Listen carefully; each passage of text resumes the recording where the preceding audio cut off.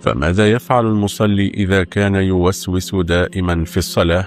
وكيف يطرد الوسواس؟ وماذا يقول؟ فتابعوا معنا حتى النهاية. يقول رسول الله محمد صلى الله عليه وسلم: صلوا عليه: إن العبد ليصلي الصلاة لا يكتب له نصفها ولا ثلثها ولا ربعها ولا خمسها ولا سدسها ولا عشرها، وكان يقول: إنما يكتب للعبد من صلاته ما عقل منها. وكان النبي صلى الله عليه وسلم يقول في ركوعه: اللهم لك ركعت وبك آمنت ولك أسلمت، خشع لك سمعي وبصري. رواه أحمد والنسائي. والخشوع هو حضور القلب وسكون الجوارح لله رب العالمين سبحانه، فهذا الخشوع يكون في القلب.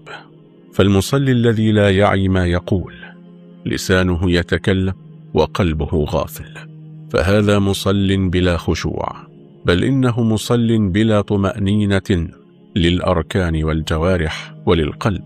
يقرأ آيات القرآن لا يتدبر معانيها، يركع ويسجد لا يتأمل ولا يتمعن في معاني القيام بين يدي الله رب العالمين سبحانه.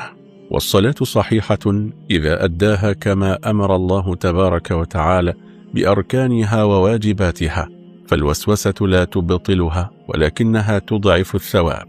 فليس للعبد من صلاته إلا ما عقل منها وأقبل به على الله تعالى وخشع فيه لربه عز وجل. فإذا كان المصلي يسرح في الصلاة فعليه أن يتعوذ بالله عز وجل من الشيطان الرجيم إذا عرض له الوسواس وشغله في الصلاة، وليتفل عن يساره 3 مرات ويقول: أعوذ بالله من الشيطان الرجيم، كما علم النبي صلى الله عليه وسلم أصحابه رضي الله عنهم. وقد اشتكى عثمان بن أبي العاص الثقفي الصحابي الجليل رضي الله عنه إلى النبي محمد صلى الله عليه وسلم قائلا: يا رسول الله، إن الشيطان لبس علي صلاتي. فقال صلى الله عليه وسلم: ذاك شيطان يقال له خنزب، فإذا أحسست بذلك فتعوذ بالله من الشيطان 3 وانفث عن يسارك 3، ففعل فعافاه الله من شره.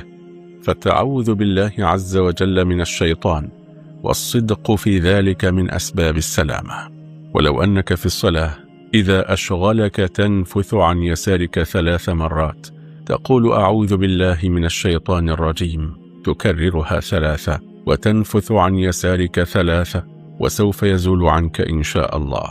فما تشعر به هو من مكائد الشيطان ووساوسه، تلك التي يلقيها في قلب